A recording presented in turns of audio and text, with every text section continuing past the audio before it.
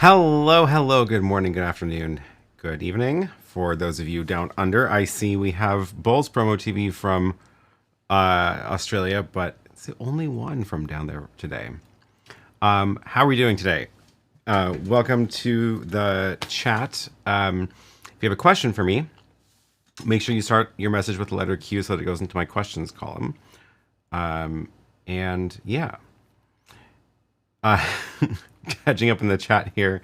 Fun Fenty says, why are we saying our locations? Yes, to stop us from feeling bored while you are waiting for Aaron to start. Accurate. Has anybody used the Atomos Zato Connect for YouTube live stream? I'm trying to remember which one that is. They had a couple. That's a relatively new one, right? Yes. I have not used that one myself. I'm curious if anybody else here has. It is the one that looks like this. Little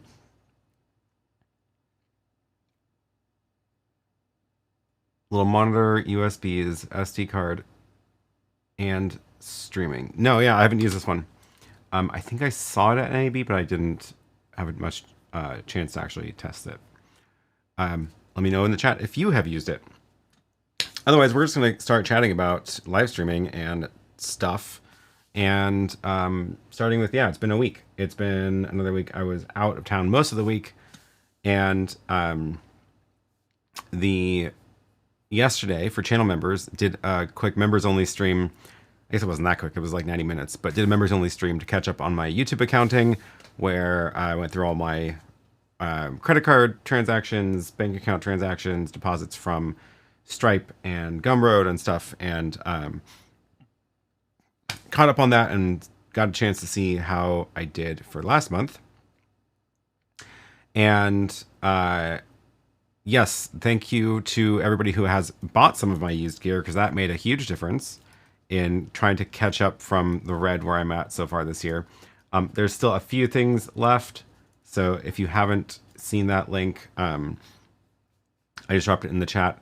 There's still a couple of microphones, a couple of cameras, and we're really getting down there. So that's great, helping me clean out the mess of this studio. And yeah. Oh, and in plain sight, in again with the membership gifts. Thank you for that. Welcome to all the new channel members. If you were just gifted membership, YouTube assigns it at random to people who are in the chat or watching, or I don't know exactly how they pick. But you are now one of the channel members, so congrats, and go make sure you find the link below to the members only section, and find a link to the Discord, which is where we chat throughout the week. So, and thanks again in plain sight, always coming in with the membership gifts. Andre says, I missed that stream. Is the IRS coming after you? No, I just need to actually do my accounting more than once a year. So last year it was a mad rush in like March to get all of my bookkeeping done to give to my accountant for tax season. Maybe it was February I did it. Anyway, I did it way later than I should have, and I had to catch up on the whole year at once, which is not fun. Trying to remember what credit card transaction was 12 months ago. It turns out is not very fun. So I'm trying to, this year, stay on top of it. I got caught up last month on the data entry for all the past 8 or so months. And then yesterday, I only had a month of data to enter, and I went and actually budgeted. So I went through all the budget categories for where the money goes and where it gets spent, and put all the numbers in, figured out what I have left to spend, and it is, yeah, so far, so far so good for the year. I'm not positive. This is, for context, this is like just for the YouTube channel. I treat this as a totally self-contained business. I don't take any money out. I don't put any money in. So over the course of this year so far, I have spent a little bit more than I have made. I'm trying to see if I can do a sprint to the finish line to hit 0 by the end of the year. But yeah, that's what we were chatting about yesterday. So that was fun. Andre says, almost looks like a director mini. Kind of, I guess. Yeah, it's about the same size. It's Atomos, so it's a totally different architecture and operating system. Not at all Android based. Keith, thanks for the super chat. How many video switchers do you own now? I see a bunch behind you. Yes, behind me is the lab, and that is all the switchers up there. These are the ones that I have been doing demos and stuff of most recently. So we've got the Magewell Director 1, which I thought I turned it on. Maybe it's just the display's asleep. Of course, the ATEM Mini Pro, the YoloBox. This one is the Extreme. There is the Osee GoStream Duet 8 ISO. There's RØDECaster video, and there is the SproLink switcher here. And they are all rigged up on this table through an HDMI distributor where I can route any two cameras from the main, from my main setup into all the switchers, and they get copied out to all of them. And then the outputs of each of those get routed back into the studio so I can show you the output of any of the switchers. So, for example, let's take the Osee GoStream. I should be able to also then show you the output of the GoStream Multiview, which is this. And I've got the main camera and the overhead camera routed into that right now. And so this way I can do demos of the switchers and show you stuff. So that's what that is for. So if you have any questions, let me know, and we can try things out. No RGB link.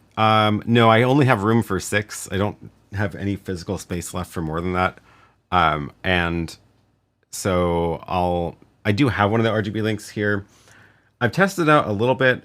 I've been having a tough time with it. I will just say that. So that's the reason that it's not up on the desk. What are you using to route them in? So on one side is the distributor side. So that is let me see if I can find the link. It is a 1:8 video splitter. There it is. It does support up to 4K. I'm obviously not using it for 4K. There's the link. And so that takes one HDMI out from, well, a converter. So SDI out of the main rack into a converter, HDMI out to 8 copies of it. And then on the way back in is an ATEM Mini Extreme. So I have all the switchers plugged into the ATEM Mini Extreme, and it takes one HDMI back into the rack here. It works well.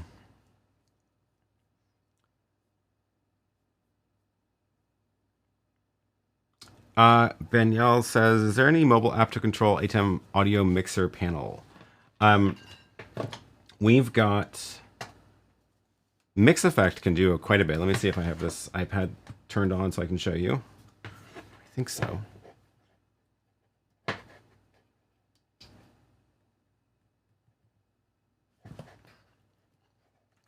So Mix Effect is a great iOS app for controlling ATEMs. Yes, there it is. And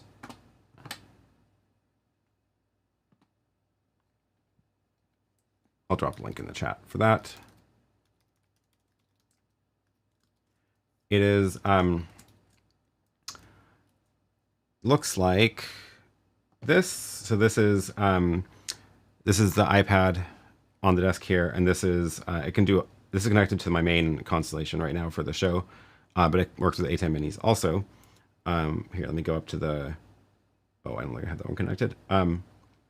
Yeah, so there's an audio tab, and you can do everything that you can control in the ATEM and more from here. So the and more is a reference to the auto switching feature, where you can actually make it monitor the audio levels of multiple different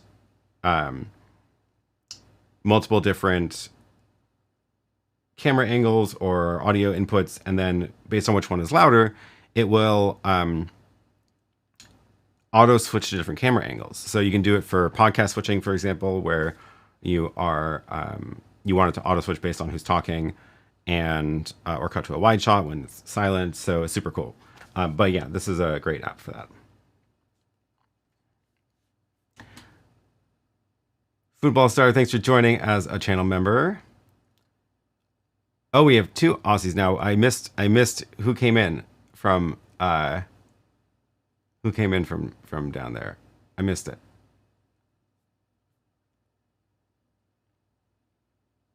Oh, it's in plain sight.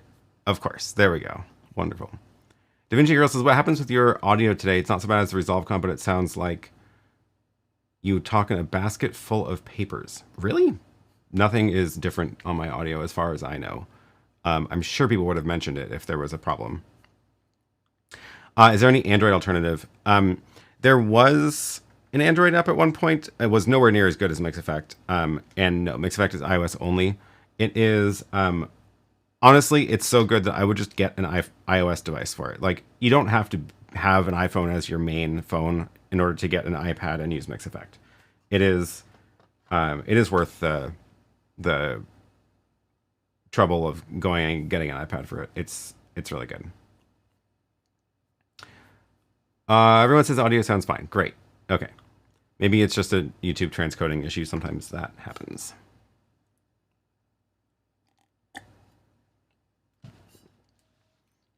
Speaking of audio, Grish says, Keith had his RØDECaster corrupt the audio midstream after encoding, had to restart his RØDECaster. Have you heard of any bugs? I've definitely heard of random glitches like this.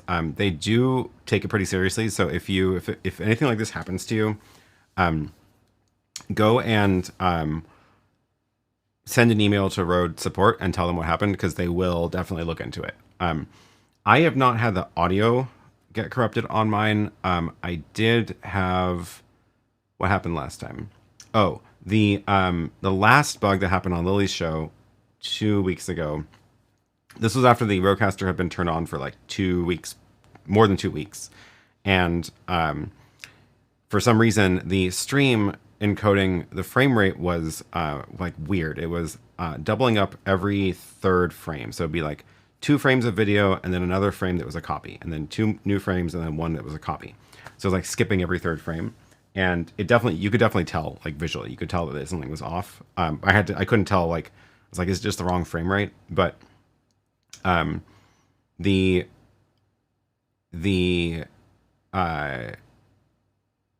had to go like frame by frame through the video to see it. It was really weird. Anyway, it was running on a old beta version, so of course I probably should have updated to the latest production version. So I did that. Hasn't happened last week. We'll see if it happens again.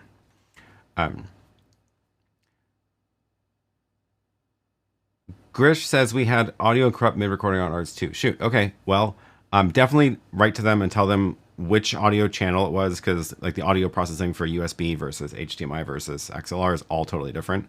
So tell them what happened. They will probably want to know. Oh, Bolson, I missed your question. You're right. I did. Sorry. Anybody use the UVC NDI OBSOT for the Tiny 2 and the remote?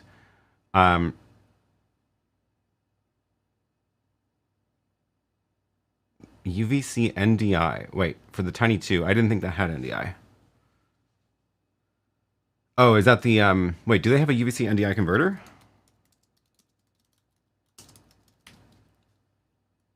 They do. I didn't know that.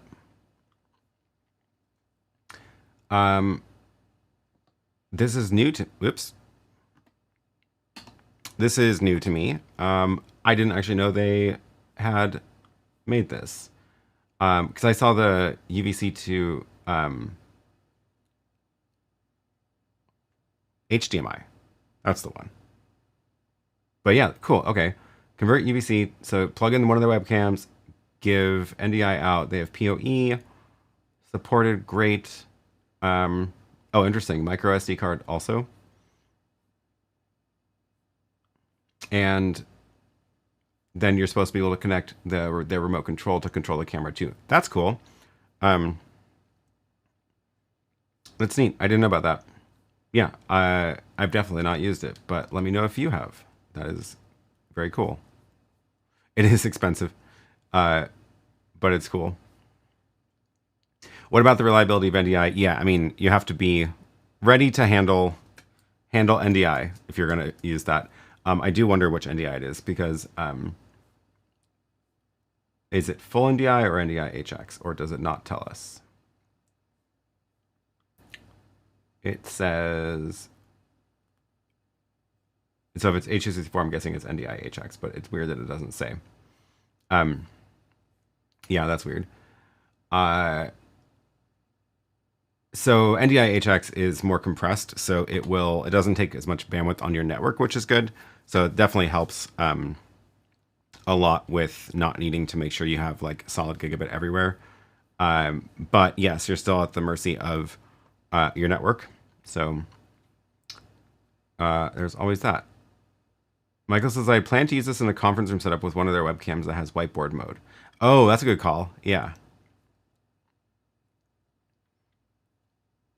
Jennifer says, have you heard anything about the Atomos PTZ cameras? I haven't seen any news or reviews since the NAB announcement. No, I haven't. I haven't heard anything about those. Definitely does feel like a lot of the NAB things have taken a long time to actually ship, which is always a bummer.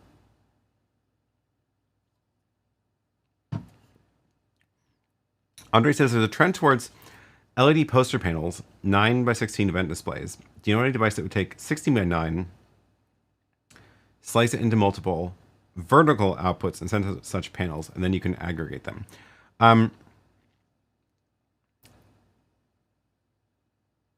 Andrew says take a look at the DataPath FX4. Yeah, I've seen a few of things like this. They are not cheap. This was here is the one. DataPath FX4, inputs for outputs, $2,200, which makes sense. So input supports 2160. Does it internal cropping, scaling, rotation, and frame rate? Yeah. Rotation is one of the things that's harder for these things to do. So as soon as you want it to do rotation, it's going to probably be a lot more expensive. I have not heard of this brand before, but I've definitely seen some of these in other configurations. The other keyword to search for is video wall controller. But video wall controllers, again, the cheaper ones are going to only do like, they won't rotate. So they will just do, 16x9 in, 4 16x9 outs. So yeah, you're getting into higher end gear if you want it to be able to rotate and stuff like that.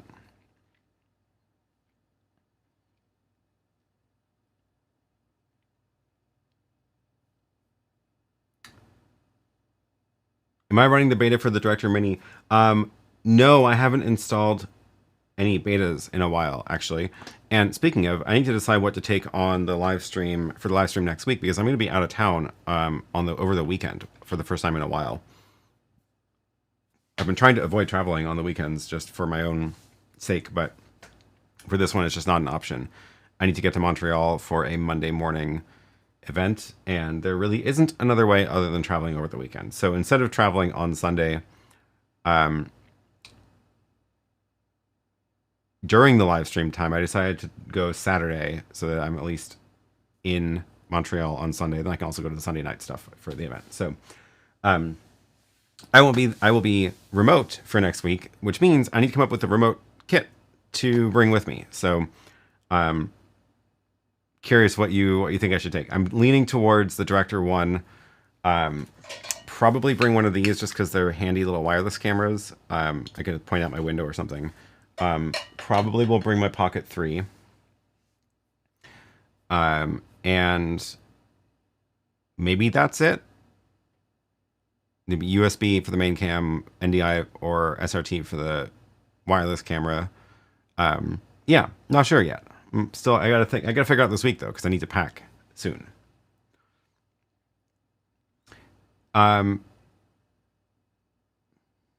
Keith says, I'm getting glitches in your stream, like 5 frames and back to normal. I wonder if it's just YouTube is having a little burp in some regions.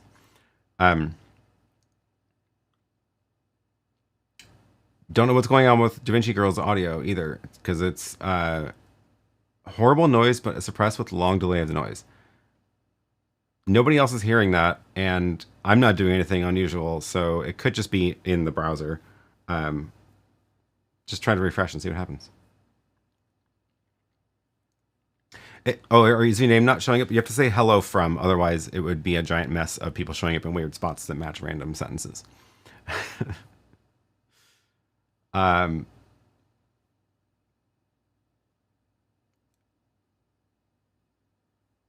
Yeah, everyone's got good audio in Poland and Portland.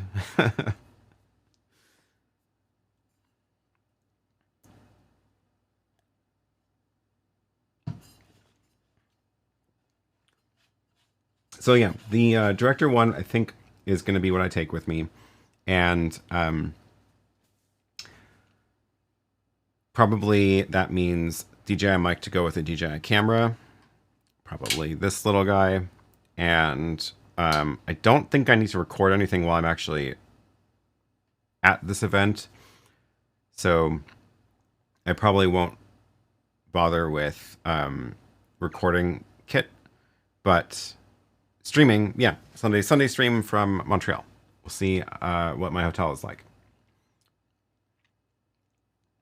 Andre says YouTube recently randomly signs one out for 1 to 2 seconds when you lose the chat entry and then need to click to sign in. That's weird.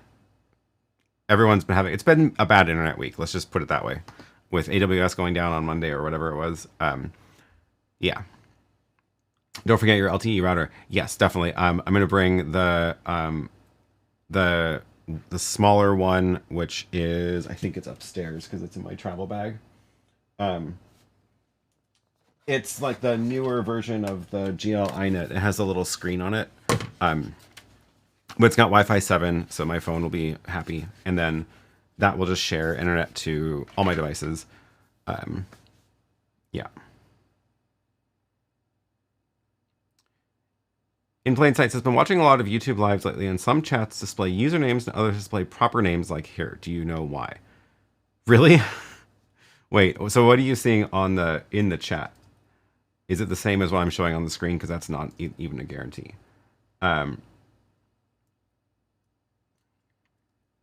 Yeah, no, it looks like we're getting channel names today, not usernames. But I've also seen it switch depending. And as far as I can tell, it's just YouTube being YouTube.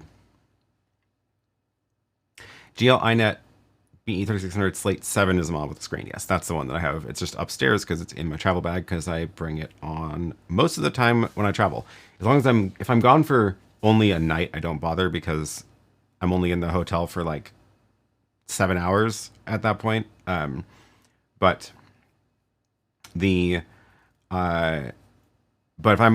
if I'm going somewhere for more than, I would say probably 3 nights is when I start being like, I'm absolutely bringing it, because then I just leave it in the hotel, signed into the hotel Wi-Fi, and all my other devices connect to it. Michael says, I've recently used that same GL iNet on a plane to share purchased Wi-Fi to multiple devices. Nice.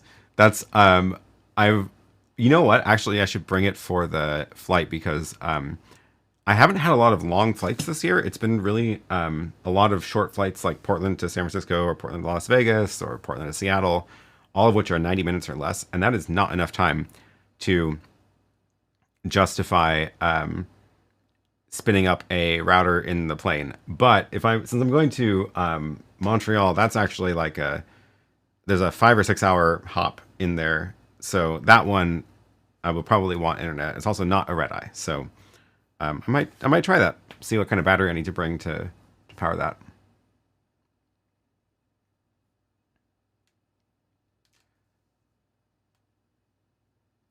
Okay, cool. Couple.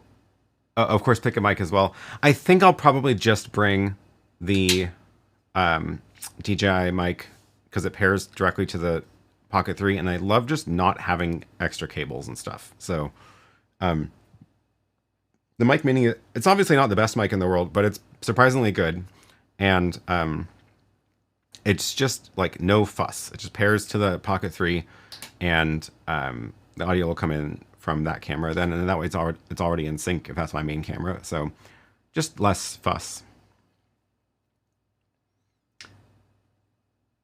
Keith says, what would not work for you bringing the RØDECaster video? You have inserts for the map. Yeah, so a couple reasons that I wouldn't consider bringing the Rode for this.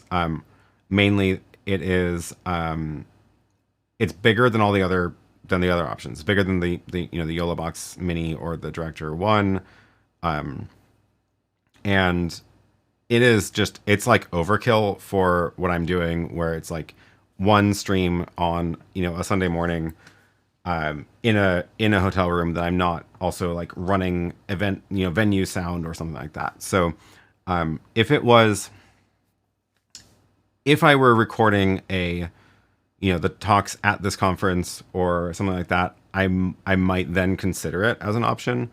But also it's the other reason is that there's no screen on it. So you always have to use a monitor, right? And then that's just like more fuss. So when I'm traveling and doing these like relatively low stakes live streams, as little fuss as possible is what I prefer. So an all-in-one, I like the all-in-one kits for that. And the Director One, Director One or YoloBox, I would say are the two like top contenders for this. And especially now that they both support things like NDI video, SRT video, although the RØDECaster did add NDI video, so that is good. But yes, the other big limit right now of the RØDECaster, which I don't know if it will always be true, but currently there is no web graphics rendering in the device itself, which just adds another layer of stuff to bring this little dongle running the graphics into the RØDECaster, which does work. It works great. Lily's been using that on her show now for a couple of weeks, but it's just one more thing to set up. So the YoloBox and the Director One now both have good web graphics rendering built in internally, which is fantastic. The Osee GoStream also has that now, and so that's super handy. But again, like that needs an extra screen, and it's all the same others, same issues as bringing the RØDECaster. Yep, smaller and screen.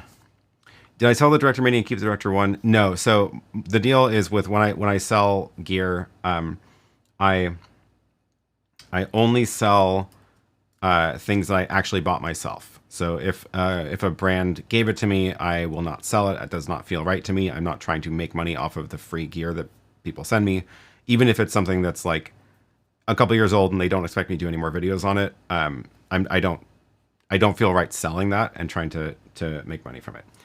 Sometimes it's explicitly in the terms of how I got it. Sometimes it's not explicit in the terms. So, but that's how that goes. Also technically the Director One is on loan to me, but they have not asked for it back. So, or Director Mini, both actually. How do I stream with the Osmo Pocket 3? So I use it as a webcam, plugging it into the YoloBox or the Director Mini Director One as a webcam, and then so over USB, and that way, because the streaming feature on the DJI cameras, like the RTMP feature, is not great. It's just not. I wish they could figure out a better solution. Like it has one of the most frustrating things is that like they try to make it seem like it's going to work well, and there's a feature in it. Do I have it here? No. Oh, but I do have the action. Oh yeah, there it is. There's a feature in it that you would think would be like, oh, that's perfect. And I'm going to show you how annoying this is, because so let me go into, I was doing a time lapse or something. Let's go into video mode. And then you're like, okay, cool, let's do a live stream. I don't even remember where it is. Settings. And then there's a setting in here called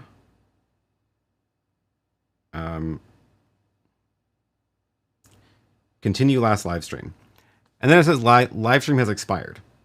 So now you have to go into the app and reconfigure it. Like, why can't I just save RTMP details into the thing and be able to start it from here? Now I have to go into the app and reconnect it and re-enter the stream details and blah blah blah. It's super annoying. Like, so yeah, don't even bother with the RTMP feature on the DJI cameras. Just use it as a webcam, because it's a good camera, but yeah.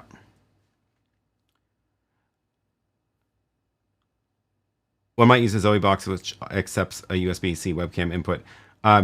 Sure, yeah, that can take a webcam in and turn it into a stream, an NDI stream, or SRT, or HDMI out. Again, for me, for the travel stream, not something I'm going to do just because it's just one more box to bring, and I just don't want that fuss. But yes. Okay, cool. Lots of questions coming in. Let me see if I can. If you have both the Director Mini and Director 1, why choose the larger one unless you need the 4G? Why not the smaller one? Asking for a friend. Maybe I should reevaluate that. I just haven't. Just the Director 1 to set up. I was just thinking of it as the default. But you're right. I don't think there's actually any software differences either. So maybe I should. Maybe I will just bring the Director Mini. The 4G is one of the differences. The other difference is the HDMI out, which I won't need. But the Director 1 has the physical HDMI out, but the Director Mini only has USB out that you can use a dongle for. But yeah. Oh, and yes, check to make sure your device is compatible with the Pocket 3. Not every one of them is. For example, the RØDECaster video, unfortunately, is not.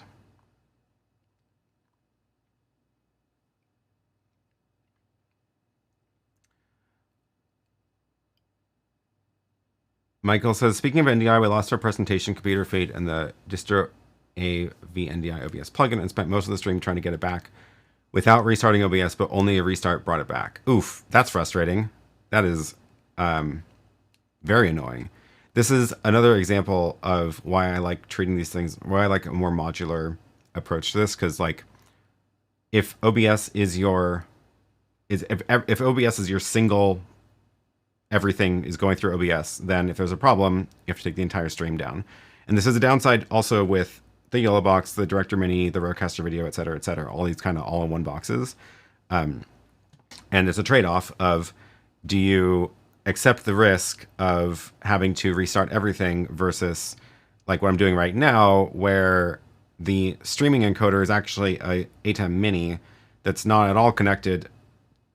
Well, it's connected obviously over HDMI, but it's its own device. And if my big ATEM crashed, I could at least route something else into the ATEM Mini or switch to a still frame and keep the stream live.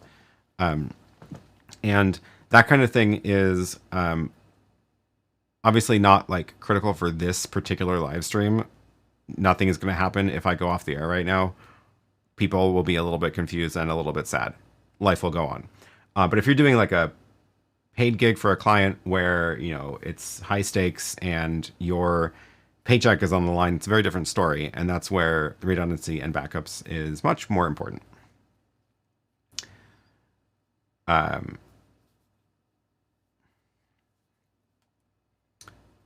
Pocket 4 release imminent? Oh, really? Oh, I saw a rumor of it and it looks ridiculous. If that's accurate, I don't like it and I will not buy it. So we'll see what happens. Okay, let me scroll back a bit. IT Never Gets Old says, curious about your thoughts about why you tend to favor the Magewell over the YoloBox. I can't think of a time over the past couple of years that you went with the YoloBox. It's a good question. So I think now, especially with the YoloBox Extreme, although that's way too big to bring on this trip, but the YoloBox has gotten a lot of updates over the last several months that have definitely solved some of the limits that I had with it before. But because there were some limits on it, like the first time they launched web graphics, the rendering was not super great, but they have fixed it since then. There have been some stability issues. One of the other extremely frustrating things that they have fixed is it used to not save your layouts or settings when you would quit out of the streaming page, which meant if there ever was a problem and the app crashed and you had to go relaunch the app, everything is gone and you have to like recreate your layouts and stuff. That's fixed. But it also meant that I couldn't even set up a show the night before, because if you wanted to set up the show the night before, get it all ready, and then turn it off and bring it to the show, bring it to the gig and turn it back on, all your work was lost. So they have fixed it. It does save it now. So possibly I should give it another chance. But I just feel like there've been a lot of those kind of little things that have, they just accumulate in the back of your head as like, makes it not as feel not as reliable. The Director one, obviously like there are different features in them, Director Mini and Director one compared to the YoloBox, and there are limits to the Director Mini.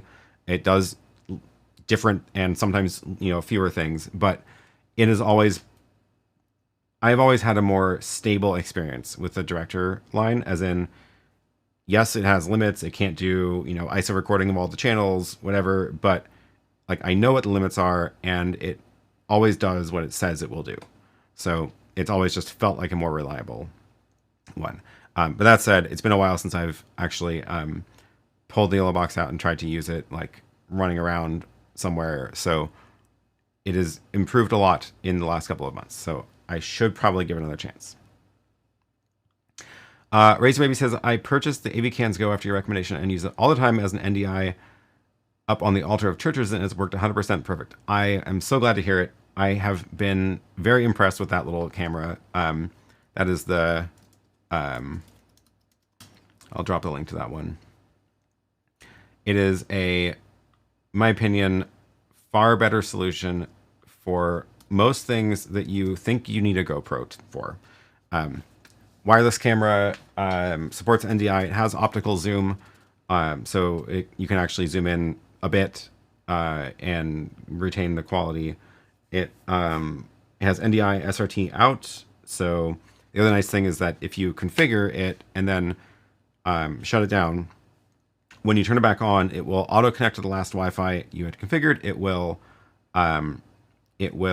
auto like publish its NDI or SRT feed. So you don't have to, unlike a GoPro, you don't have to always be fiddling with the app to make it work.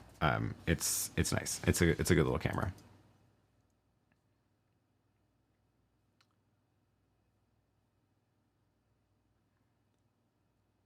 Razor Baby says, my 2-year-old Director Mini has never failed at over 45 funerals. That's awesome. Yeah. What the Director Mini sends to YouTube is awesome. I wouldn't say I have any complaints about the YoloBox encoding. But yeah.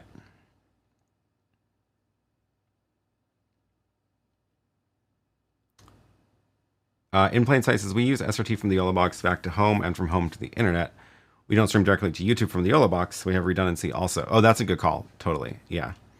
I like that option a lot as well, of stream to YouTube from a thing that you know is going to be a stable connection. And if you have remote control over that, you can also fall back to a splash screen or a graphic or a little video loop or something in case your main video link goes down.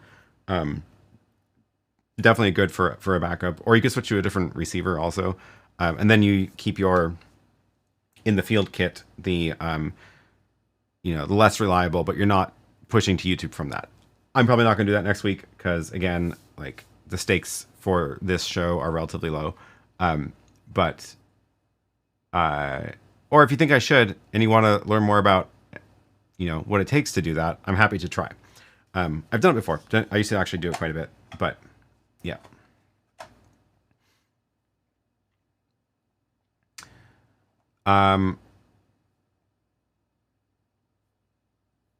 Okay, scrolling back a bit. Beniel says, I plan on buying an Osee GoStream Duet 8 ISO. Does anybody have a companion button pages already set up? Oh, I don't know if I would expect David Joshua Ford to have done that, if anybody. But let me see if there's presets in here. Sometimes There are good presets. I don't remember actually what. Is it not on?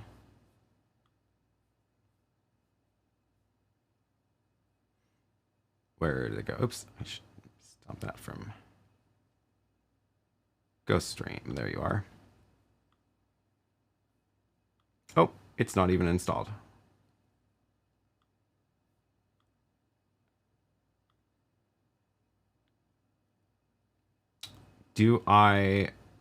Is it not published with Companion? I thought it was.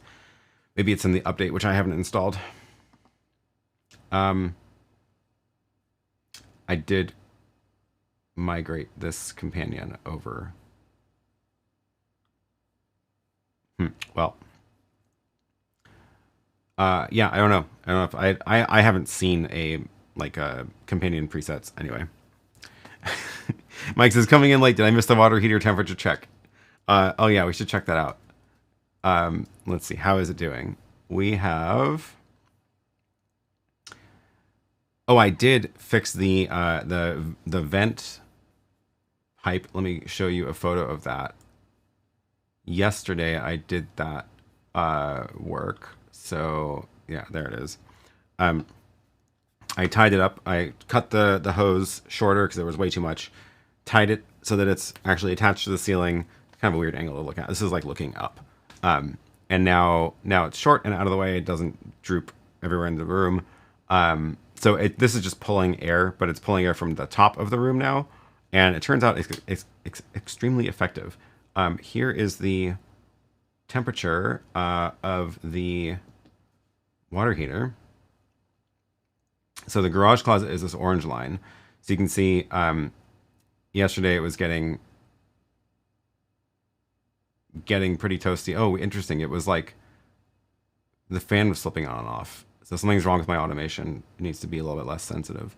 And then when the fan is on, it's, blowing the hot air out of the room. But if the water heater kicks in, it turns into that is an air conditioner. So I want the fan to turn off to keep the cool air in the room, because then the temperature drops a bunch. And then this morning after I took a shower, the water heater kicked in again and it dropped another like 8 degrees. And the room right now is 62 in there, which is it has not been that cool in there since I didn't have any servers in there. It's amazing. So it's a combo of better fan placement, pulling the hot air from the top of the room, and the heat pump water heater doing a very good job. And I mean, it's also, colder weather right now, so that's part of it too. But outside is 47 right now. So definitely different than in the summer. But yeah, that has been a huge improvement. The 8-degree drop is really crazy. I agree. Highlight of my week. Water heater, temperature, weather updates. What else did I do? Oh, the other one that I did was I put a temperature sensor in the hot tub. So this is the blue line is the actual hot tub system itself that has a temperature sensor, but it only reports when it's pumping, like when it's cycling through, because the sensor's not in the tub, it's in the pipes. So it is useless data when it's not actively circulating the water. But I got a little submersible pump temperature sensor that you just drop in and it floats. And that's this orange line. So this was the middle of the night filter cycle that, was running and heating the water a bit, but it is cold right now. It is 81 degrees in the hot tub, which is not as hot as it should be, but that's because there is no cover right now. It's just like a tarp, and it's been very cold outside and rainy. And I was thinking about actually going and soaking in the tub tonight. So I'm going to probably around 3 or so flip the switch and let it heat up. Take a couple hours to heat back up.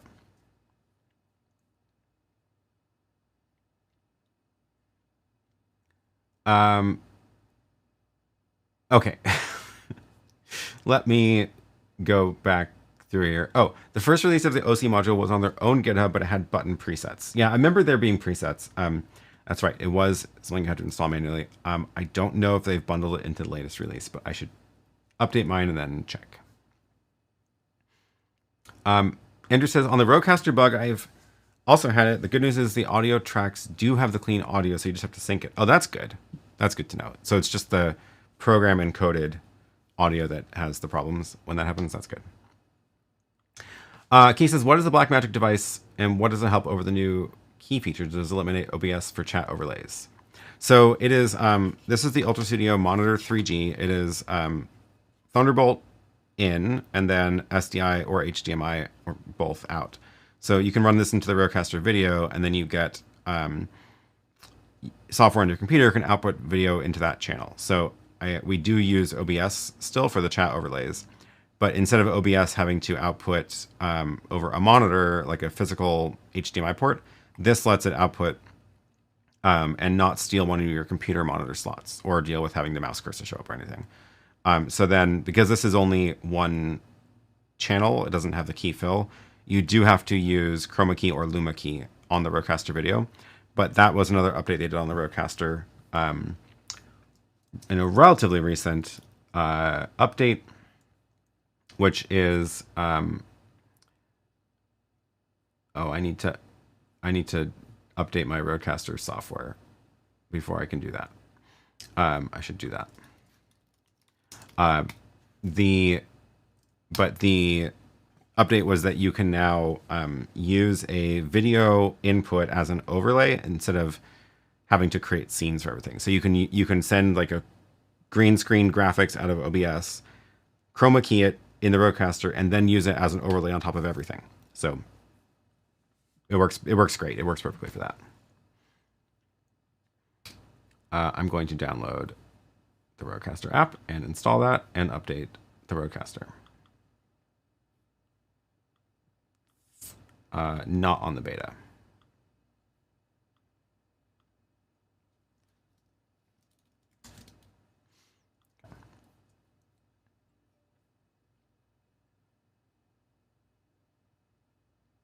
Matt says the new beta version of the Ultra, it allows you to save all of your settings. Not ready to release it. It has issues. Okay. The yeah, I remember the I did install the beta of, I think it was 2.99 or something, beta that added the save feature, which was great. So the YoloBox does save everything between launches of the app now, which is super good. But yeah, hopefully they fix the other issues and then they can release it.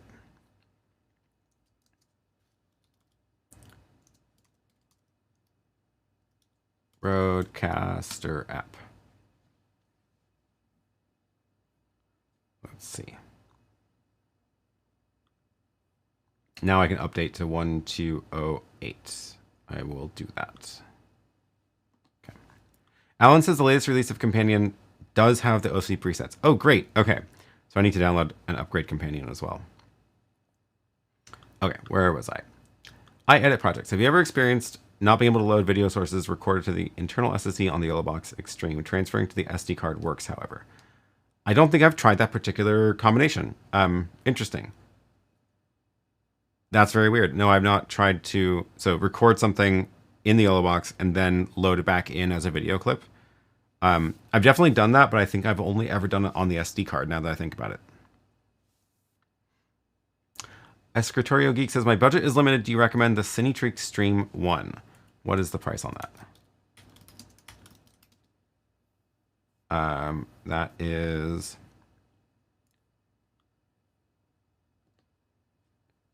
$299.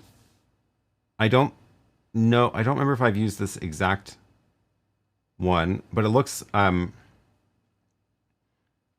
pretty much like an ATEM mini feature set. Oh, it does playback, so probably closer to the GoStream. And the Osee GoStream, probably would recommend the GoStream over that one. You don't necessarily need the duet unless you use SDI, but the GoStream non-duet model is also $295, and I've been very impressed with Osee. They've done a very good job with this, including companion support, like we were just talking about. So I don't think the Cinetrix has companion support, so I would probably go with one that you can use with companion. I will drop a link to GoStream in the chat for you. GoStream deck.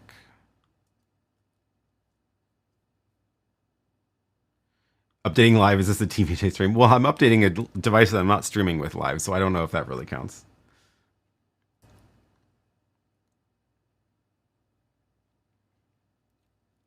Have I tested the RØDECaster Video Stream Deck plugin? I've only tested the companion plugin. I have not tested the Stream Deck plugin.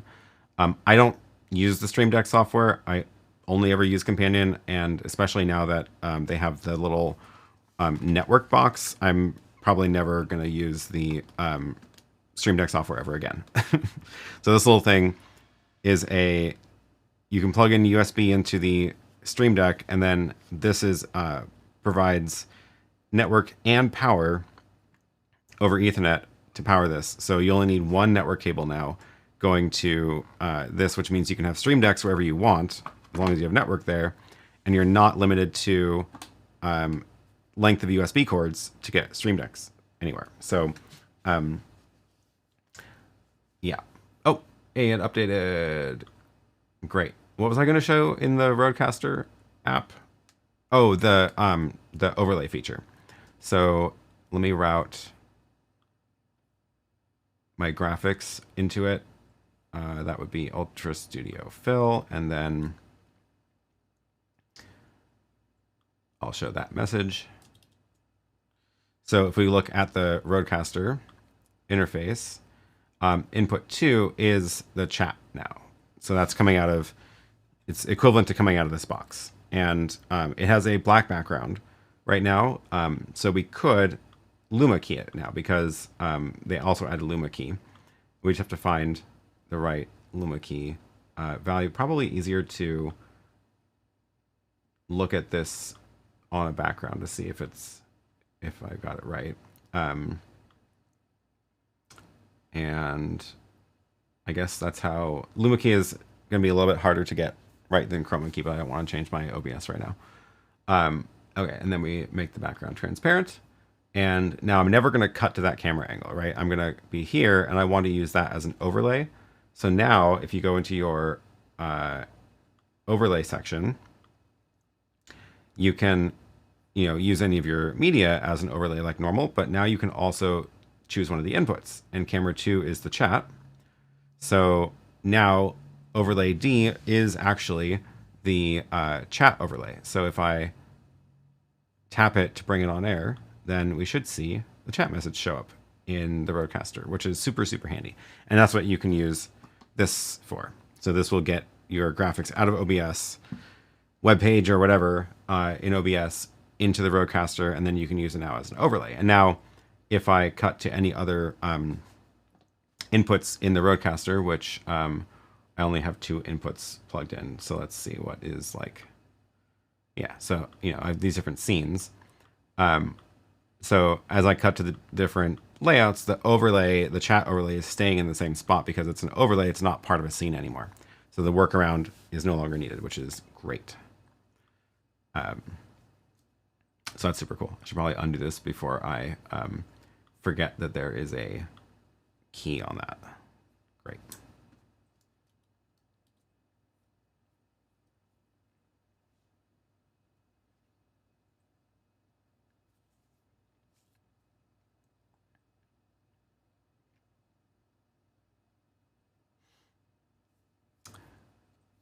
Andre says, owning multiple YoloBoxes, I do not like the username password dependency. The earlier devices also seem to be dropping out from updates. This is true. Yeah, it's true. I haven't seen a Mini or Pro update in a while. They've been doing the Ultra and Extreme most recently. They do tend to go back. They tend to focus on like the newest product for a while, and then they do go back. So they've been doing a lot of work on the Extreme. I do have a feeling they'll go back and port some of that work into the Ultra if it's not there already, and hopefully some into the Mini and Pro, but those CPUs are less powerful. But they do tend to work in like cycles of, okay, Extreme is new, and we're gonna like focus all the development time on that product. So only the new device gets the newest features. So yeah. I agree, though. The username password login is a little bit annoying. I wish it was optional if you needed the cloud features, like the network bonding or saving, sharing config between the different YoloBoxes. So, like, one of the things is that you can, if you configure your RTMP settings, those actually get saved into the cloud. And if you log into your account on a different YoloBox, all the settings are already there, which is not at all true with the Director One or ATEM or anything. So it's easy. It's a simple, it makes it easy to use, but it is kind of a downside. I agree. Matt says they are working on a huge YoloBox Pro update as they have asked for beta testers. Oh, that's good to know. Great. So time to cycle back to the Pro. Yeah, they do. If you do have a older YoloBox, like, I think their Facebook group is the place where they are most active with this kind of stuff, and that's why I don't ever know about it, because I don't go on Facebook. But they do these beta programs where they will, give you a beta version, let you test it for a little while, give them feedback about what's working or what needs to be fixed, and they're very good about that. So definitely, if you are interested, knowing that it is a beta version and it might have some bugs, do give it a try.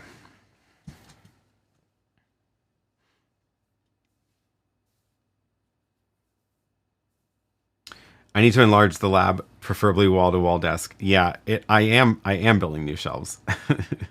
If you're in the Discord, you will have seen a picture from this morning that I worked on I just put together a 2x4 IKEA shelf, and now I'm working on scavenging parts from a 2x2 and a 3x3 to make two 2x3s. So, although it turns out that one of them is newer and has different, how they have little dowels, little wooden dowels that go into the ends of the boards. One of them has sets of 2 dowels, and the other one has only sets of 1 on each end. So, going to be a little bit of a challenge to figure that out, but we will see.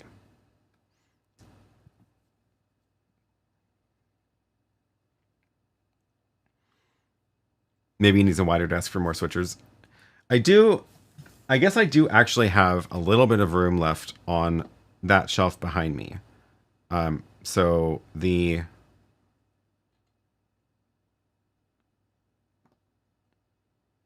that's the 6, but if I zoom out a little bit more, there is actually another spot that's just got a bunch of, it's got a camera on it, which I have to move, but I could fit 2 more switchers.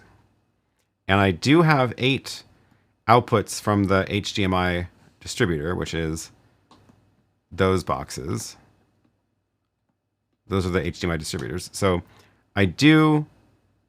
Why are there 7 plugged in? I don't know what the 7th one is going to. Interesting. I thought I only had 6 things plugged in. Anyway, theoretically, I have 2 more outputs available from those, and the ATEM Mini Extreme also has 8 inputs, so I could have 2 more switchers up there. We can call it Streamlab PK.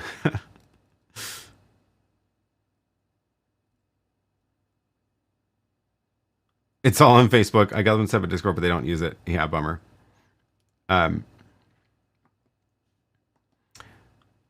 OBS can output any scene to a window or monitor. Perhaps create a copy of your chat overlay to a scene with green or blue background and push that to an Ultra Studio when you want to test.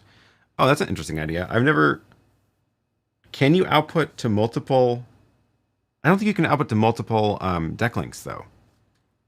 Because I use that for the main... my main chat.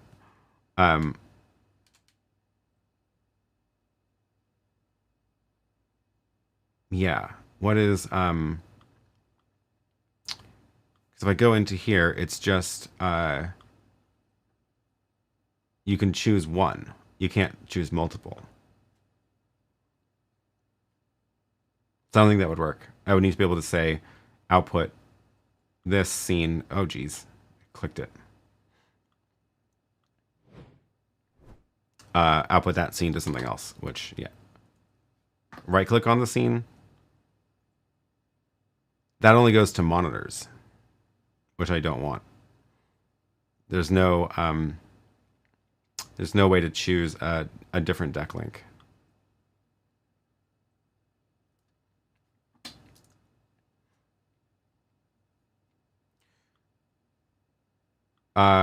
Christopher says, about the only thing Facebook is useful for these days is niche groups with high engagement. Timeline has long been garbage. Yeah, maybe I should make a shortcut for Facebook that just goes to the groups page, or just the Osee or YoloBox group.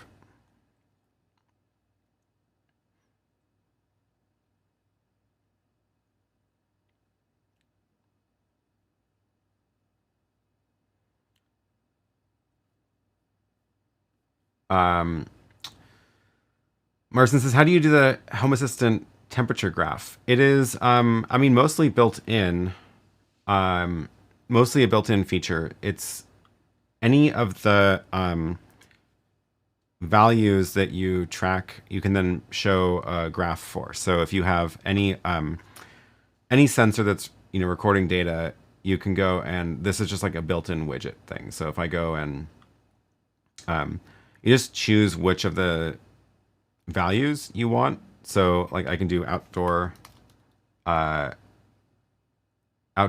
temperature.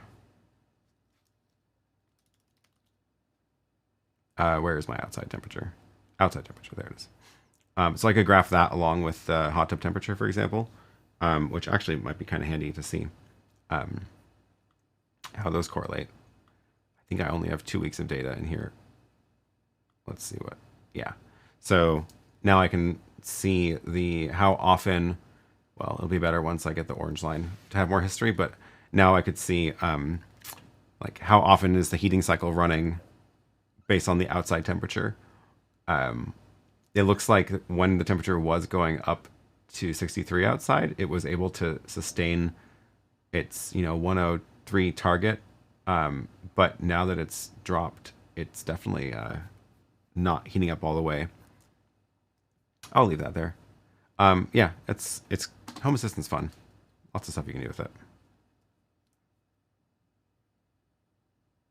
Does the DeckLink API support multiple concurrent DeckLink devices on one system? Multiple devices, yes. But I don't know about one app outputting to multiple. Although no, it should, because Zoom ISO does. So with Zoom ISO, you can see actually in OBS, you can see how many I have right now. So I have the Ultra Studio, and then I have the DeckLink Duo, which is the PCI card in the enclosure. And then there's the DeckLink IP, which is a second card in the computer in that same enclosure. So I have 2 PCI cards and a Thunderbolt device, and they all show up as options for OBS. Zoom ISO can actually output to multiple of the cards and outputs at once.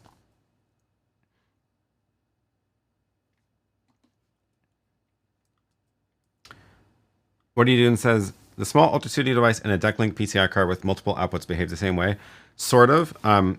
For the most part, yes. Except of course there is only one channel output on this, so you can't do the key fill output on this device. The Thunderbolt Ultra Studio device and a DeckLink card that has multiple SDI outs, you can use one as the for your alpha channel, and one for the video colors, for the color output. So that's the limit of this. I wish they would make a small box like this that has key fill output. That'd be super cool. Because right now you have to jump up pretty high to get it. And then the other thing is that this box, well, actually the dual channel version of it, is essentially built into the new ATEM Mini Extreme G2. So if you plug in Thunderbolt, plug in the ATEM Mini Extreme G2 over Thunderbolt into your computer, it will show up as a key fill capable Ultra Studio or DeckLink device. So you can output graphics directly into that, which is super, super cool. Yes, built into the new Extreme G2. I don't know about the HD8. I didn't think it was in the HD8. I thought it was unique to the G2.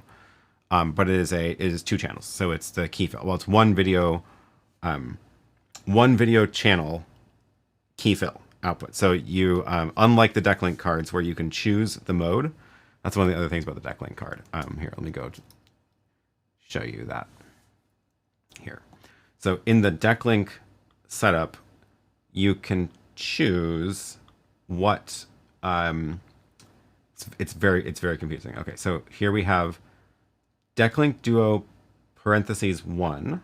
We also have Decklink Duo parentheses 2. We also have Decklink Duo parentheses 3 and 4. And then we go to different card. So for Decklink Duo 1, you can choose whether you want it to output over a single SDI port or a pair.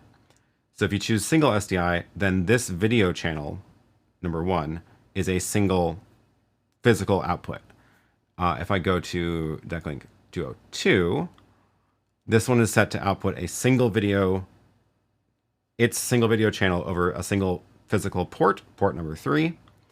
And then if I look at Decklink Duo 3, I have this set up. It is set up to only output over SDI2. It doesn't have an option for the others. Decklink 4, I'm guessing is the same. Yeah, SDI4. So what I could do is I could go to Decklink Duo 2 and say, actually, you are going to output to SDI3 and 4. And now the single video channel Decklink Duo 2 outputs key and fill over 2 physical ports. So this is only possible in these cards. The other devices can't be configured like that. And now if I go to Decklink Duo 4, it has no video output because physical output 4 is tied up for the other video channel. So it's very confusing. Sorry if that made no sense at all.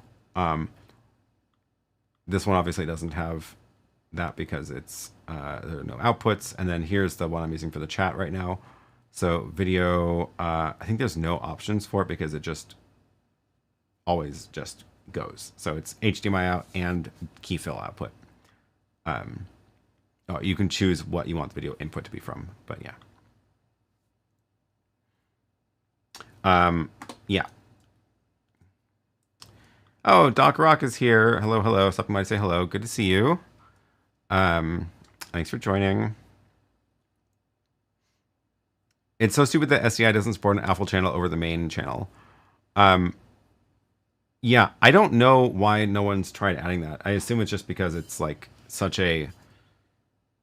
it's so baked into so much of the hardware that it wouldn't really be possible for anybody to change. Like Blackmagic is already doing the weird thing where they have their own kind of proprietary IP2110 IP video where they can cram 3 video feeds down a 10G connection, even though theoretically it would have required more than 10G. Anyway, SDI I'm sure is just more of a mess to deal with that. In Plain Sight says, have you had a chance to play with the new YoloBox webcam? If so, what are your thoughts compared to the OBSBot Meet 2? I actually have them both right here. Maybe I should bring these for the trip.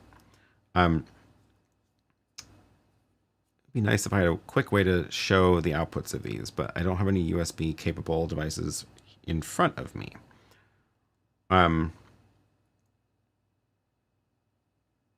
This one is much, much heavier.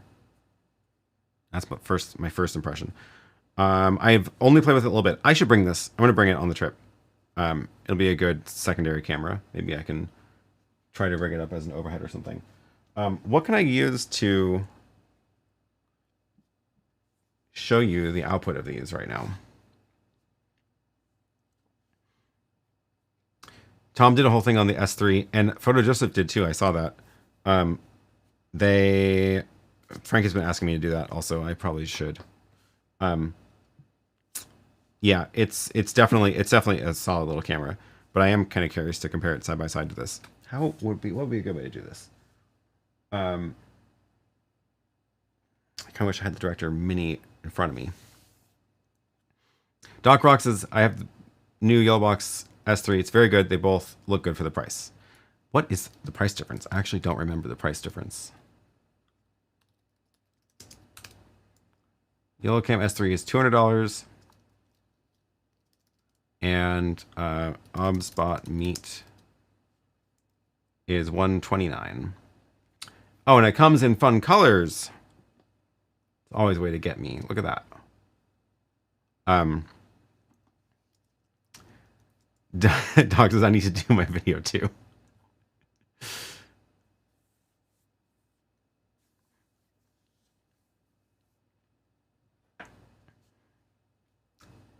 Do I have a graphic for the desk behind my... I don't think I made one. Let me see if I made one in H2R gear.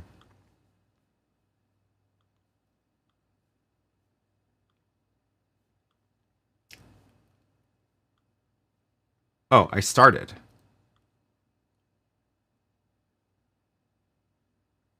Let's finish this. Okay, so here's my well, it's actually it's not super important. No, I'm gonna skip the part where it's no, okay. It's gonna be a representation, not exactly what I have. I'm gonna add an ATEM mini extreme ISO and another one. So here's what we're gonna do. I'm gonna show you how this is all set up. Pretend this is the ATEM mini extreme that I am using for the main stream. So I have two outputs from there that go into these distributors. And then these are other switchers, not ATEM minis, but like YoloBox, Director 1, blah, blah, blah, right? And I have 6 of these. So I can go like this and show that I have, you know, output 4 goes into there. These are the 6 switchers on the desk. So I have it routed like this, where so I have an HDMI distributor that takes, you know, camera 1 out of this and sends 6 copies to the switchers. Same thing for the second distributor. And then the outputs of each of the switchers, which again are not ATEM minis, but they are YoloBox, Director Mini, whatever. The outputs go into this other ATEM mini extreme that's up on top of that shelf behind me. So 1, 2, 3, 4, 5, 6. Those are the 6 switchers. And then this is the ATEM mini extreme that has a broken HDMI port, so only one of them works. But I only need one because I take the single HDMI out from this and I route it into my show. So up here I would have, let's say a camera. I just need a camera. Just give me a simple camera. Oh my gosh, there's new features in this I haven't seen. Sure, generic camera. Okay. And so I, you know, my multiple cameras. This is the main switcher for the show. And then I can route any of the inputs, whether it's cameras or my computer screen or whatever, and send 2 video feeds into the distributors that go into all the switches on the rack. The outputs of those, whether it's multi-view or program out or whatever, goes into the ATEM Mini Extreme, which sends it back up into here so I can show you the output of the device on the stream. So that's kind of the simplified version of the rack. Oh, let me make a little, here, let's do this. Let's make a little zone where I can say all of this is the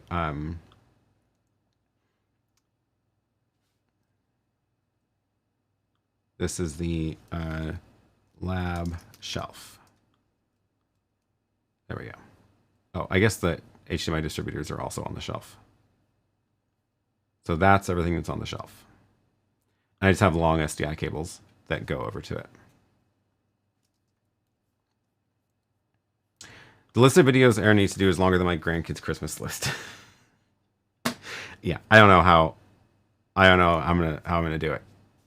It's not clearly not happening. I didn't even 2 weeks ago, was it?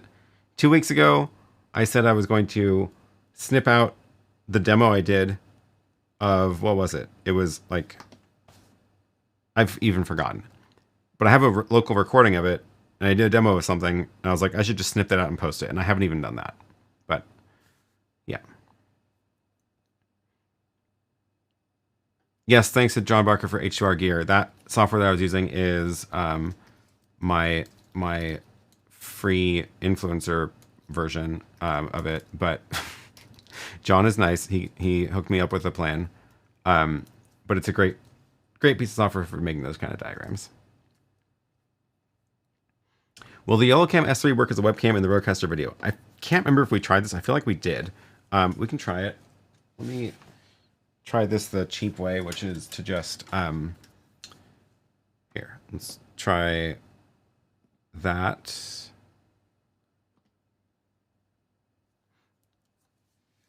And let me just plug in a USB cord.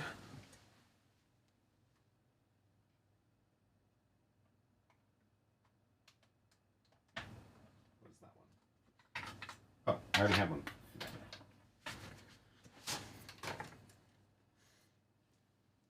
And then here, let's take a look at the output of that. So this is the RØDECaster video out. Does it work with this? I don't remember if it does. It's booting up.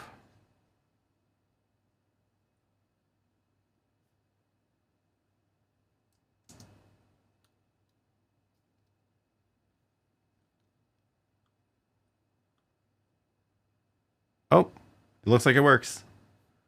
We don't want to key that out. There it is. That is the YoloCam S3 coming in over USB. So that is connected to the RØDECaster. Definitely no stabilization. It's not an action camera, but I think it looks pretty good as far as like the picture quality. So that is good news. Does it work with the OBSBot?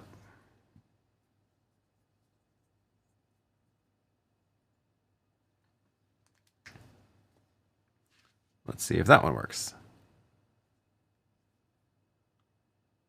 We should see the 5 light up if there is a signal coming from it.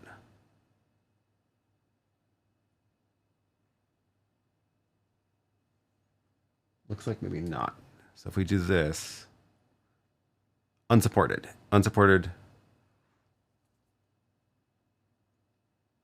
Yeah, not recognizing that one. But it does recognize. Let's give it a second to boot up.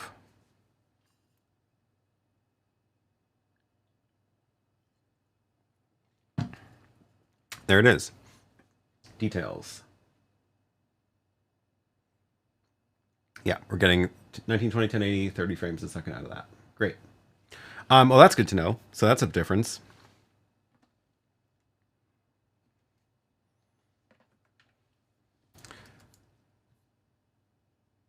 Thanks for the super chat, Keith. Learning a lot today. Appreciate it.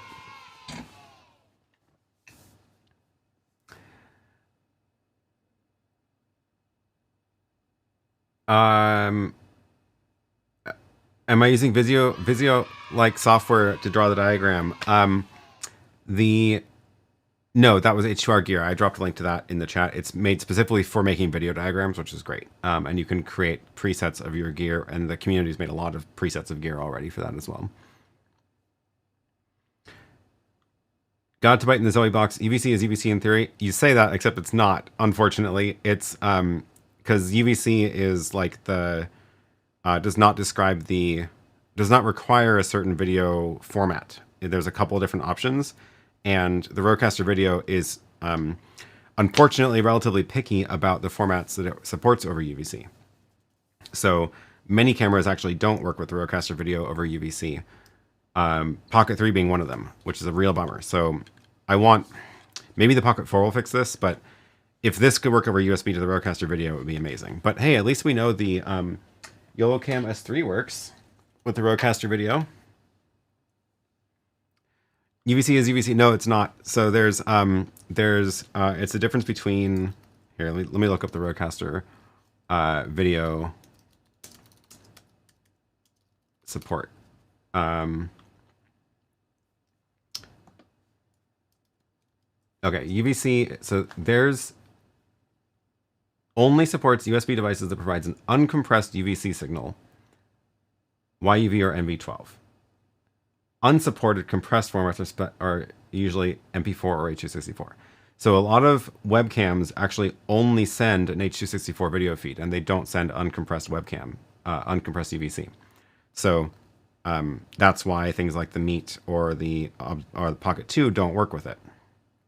But yeah, so UVC is like most computers can support both. So as far as if you're doing this on a computer, it will probably work if it says UVC, but that is not at all true with these hardware devices that maybe only implemented one of the two formats.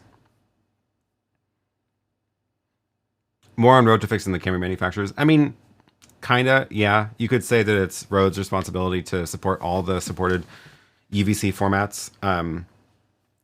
It would certainly be something they could do. I think their justification for it, what do they say on that page? Their justification was that they want the best quality video. I don't know if I totally believe that as the justification. I have a feeling it takes more decoding CPU power to decode the H.264, and that's why they didn't do it.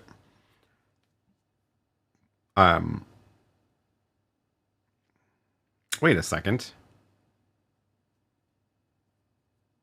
Oh, Meet 2. OBSBot Tiny 2 works with it. Meet 2 does not. I should tell them to add the YoloCam to this list because it works, and they have a list of supported cameras here. Christopher says the OBSBot UVC to NDI adapters work with every device I've tried with it. That's good. That's good to know. So they must have implemented both.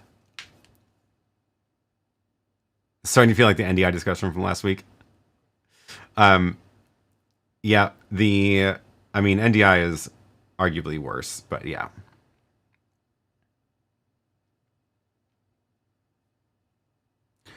Stephanie says, hello, I made an Osmo Pocket 3 compressed UVC to HDMI converter for Orange Pi if anybody's interested. Open source. Oh, that's a cool idea. Definitely interested. Yeah. Tell me how to find it. Tell me maybe like a GitHub username, because I don't think you can drop a link in the chat. And I will drop a link to it.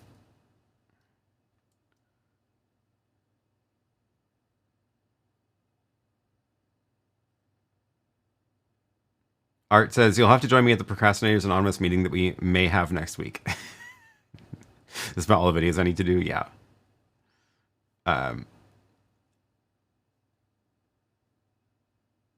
CES is on the horizon. Any thoughts on going? I wasn't that impressed. I have not been paying attention to the consumer electronics world at all. Probably no, I'm not going to go. I don't have much of a justification to go to that over compared to like NAB, which is much more topical for this channel. And plus, I don't know if I need to add more flights to my list.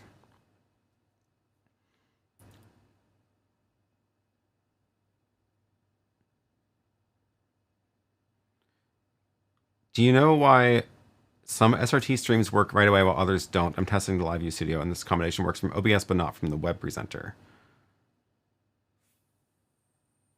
From the web presenter. No, the delays can be different, so that's why you might see a delay connecting. Was there a follow-up? Oh, in plain sight says some SRT have issues with H.264 versus H.265. That is true. Yes.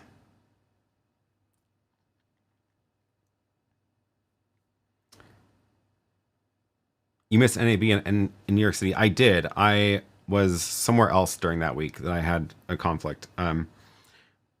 Yeah. Plus, I barely even had a chance to go to NAB this year. It was kind of a bummer. I only was there one day, but Um,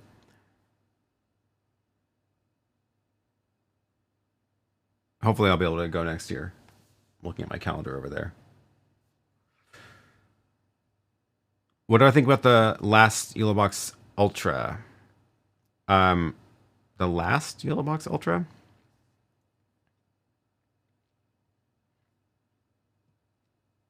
I don't know. I don't know what you mean. Sorry.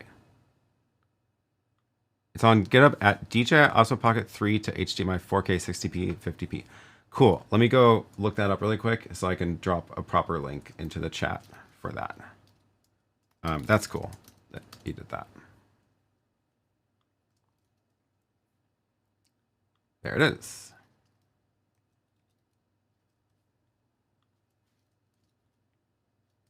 Osmo Pocket 3 hardware accelerated 4K streaming on Linux. Cool. I'll have to get an Orange Pi and test this. So it goes Pocket 3, GStreamer, hardware decoder, HDMI output 4K. Cool. Okay. That's awesome. That is way beyond my capabilities to make something like that. So congrats.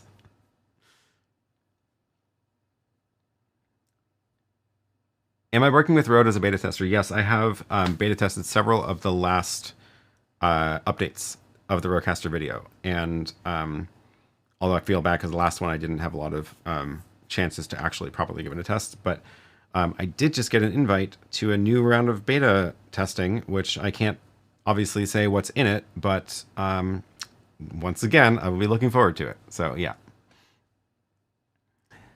At NAB, you stream from your phone. We're using SRT. Which app did you use? Yes, I was using SRT. I was using, I believe it was LIVESTream. And yeah, so this is, oh, apparently it updated and went through a splash screen. LIVESTream lets you do a bunch of different kinds of outputs. Great. You can see all my stream keys and stream to my devices now. But yeah, so you can push to, I was pushing SRT. I think I was doing it over the VPN. But yeah, it was going SRT back to home.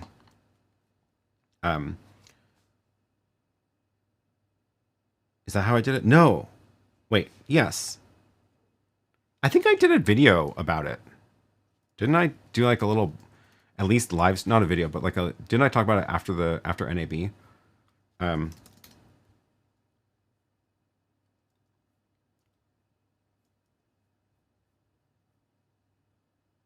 Yeah. Anyway, yeah. LIVESTream is a good app. Lots of different options for getting video out. What's the turnaround time for the RØDECaster beta tests? I would say it's been a couple of months.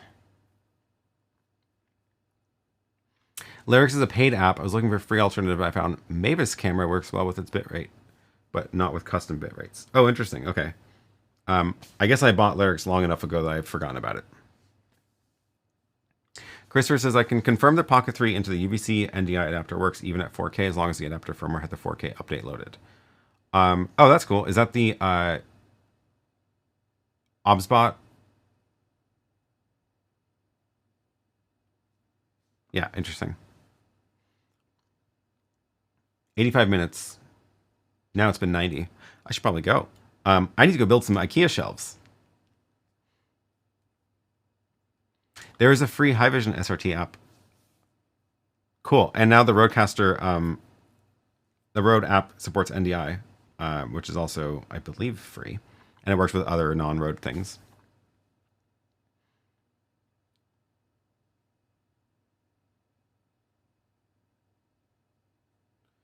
Yeah, OBSBot adapter. Cool.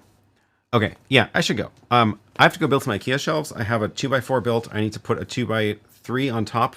They don't sell a 2x3 Kallax, but you can buy a 2x2 Kallax and a 3x3 Kallax and smush the parts together.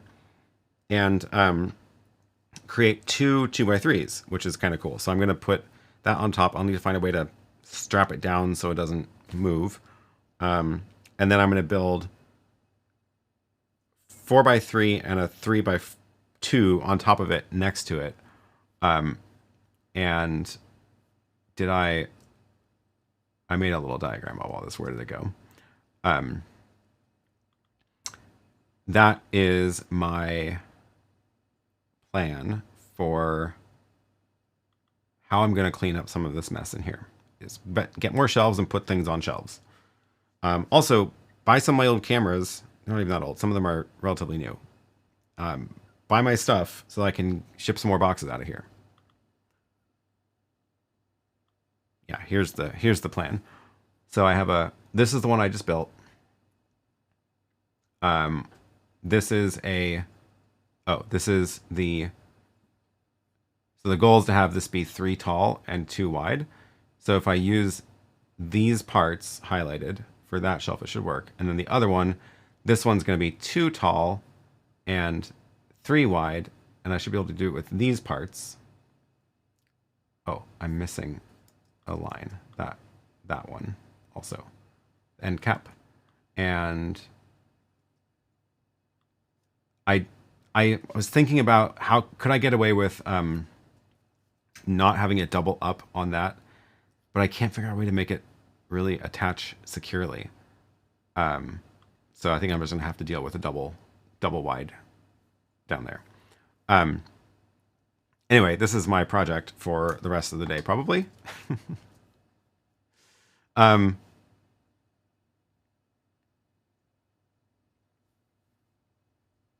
RØDECaster is amazing at NDI. I agree. And the dual camera, true. That is very, very cool. You can send 2 NDI feeds out of the phone with a front and back camera, which is very cool. Time lapse of the build. It's such a mess in here, but I guess I should probably do a time lapse and I can show you how it went.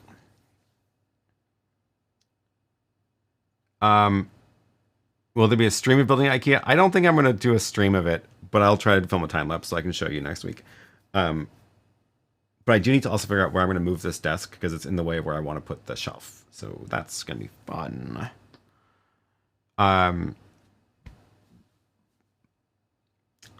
With the RØDECaster video, can I stream to other platforms? Yes, any RTMP destination works. You just go into the app and configure with any RTMP stream key. How are things going with the house? Quick house update. Oh, that's what it was going to be. I did a explanation of the whole electrical situation that I wanted to cut out and post as a house files video. That's what it was. So we have power now. We have doing just the last little touches. The drywall guys come in to do the last drywall patches. Painters coming next week to do the last paint, hopefully. The glass for the cabinet doors and Lily's office window are just got installed last week. And that was one of the last missing pieces. Oh, we also just moved her desk in, the desk we've been refinishing. We got this live edge slab from a place in town and did a whole treatment to it of epoxy filling the gaps and then sanding and finishing it, and got the table legs on yesterday and moved it in, and you can see it is a perfect fit wall to wall. There's about less than a 1/4 inch on each side of a gap, wall to wall, and moved that in, which was exciting. Oh yeah, the glass for the windows. This one apparently broke, so these are all in now, and then they just broke when they were installing it. Broke this panel, so they're getting that one remade, and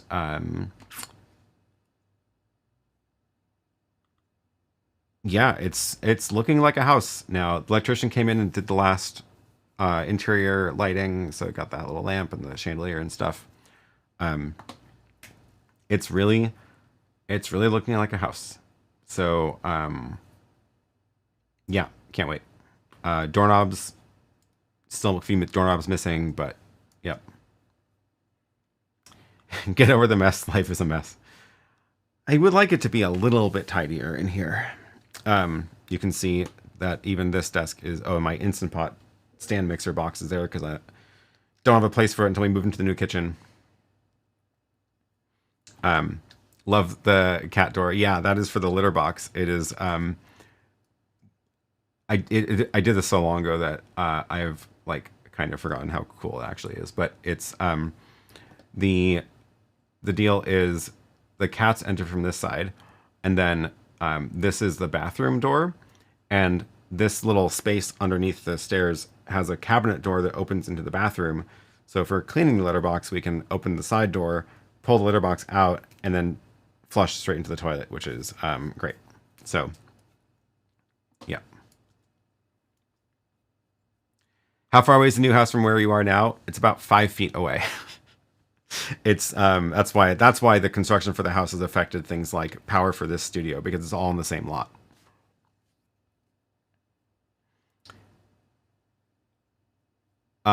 Doc's beautiful table. I have a secret life as a woodworker. Really? And I make slab tables all the time.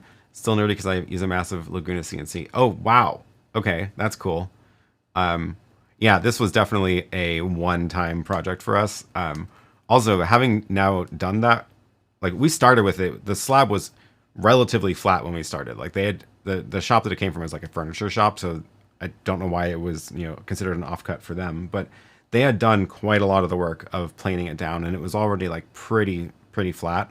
So all we had to do was fill them with epoxy and then, you know, do like the last round of sanding. So even that amount of work was way more than I expected it to be, and I now completely understand why these things are so expensive. So yeah.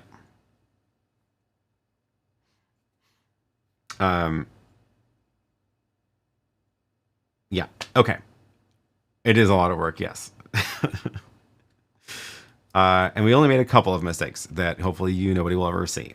And it's good enough. So, yeah, that's Lily's office. Oh, here is the full room. Did not make that desk, but I did haul this on a bike from where we bought it from, like 10 miles or something. So, yep. It's looking like a house.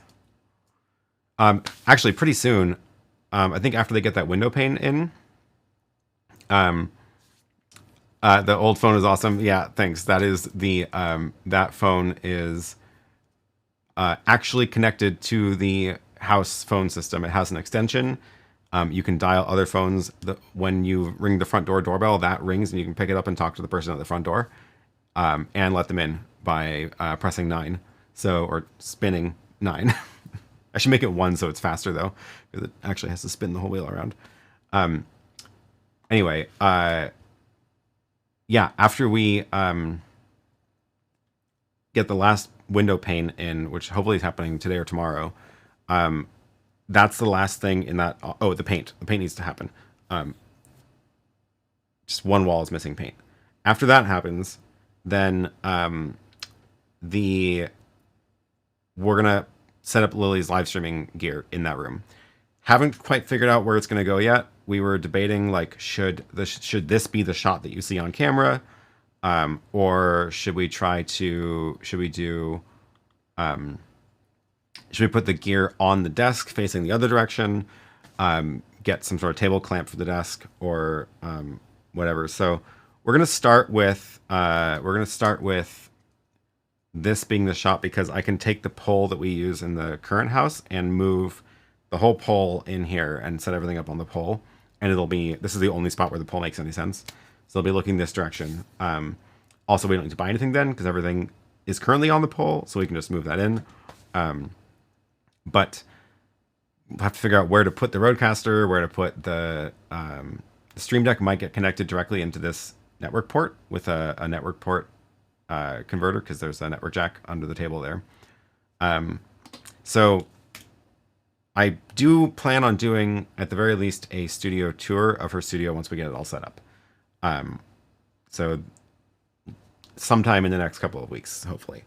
Yeah, hopefully they finish everything this week. I'm gone next week, and that means after that we should be able to move her stream gear over, and then she'll be doing streams from there instead of in the tiny apartment, which will be very cool. House party, I'll fly over. Yeah. That's a long flight. Okay, now I'm really gonna go. That was your house update. Since we can't even get our act together to do a proper House Files video these days too. Thanks everybody for watching. Thanks for joining today. Thanks for your questions. Thanks to the extreme supporters, Larry, Andre, Kevin, and Marcin. And thanks to all the other channel members. If you are a channel member, then you get to see our members only accounting streams now, which are going to be about once a month. And get to find out where all the money goes in and out and what I spend money on to keep this channel running. So that was a fun stream yesterday, and I'll do it again in probably first weekend of December. I will see you next week, same time, different place, and the other but I think daylight savings is next week, or is it on Sunday? Oh, it might be on Sunday, so maybe it's different time, different place next week. Anyway, see you next week. You'll figure it out. It'll go up on YouTube shortly. So and then yeah, we'll do a remote stream. So probably bringing this, probably bringing this, probably bringing DJI mic mini and the Director 1 or Director mini. If you're on Discord, if you're a member on Discord, then join the chat. Let me know what you think I should bring, and we will see you again next week. Bye.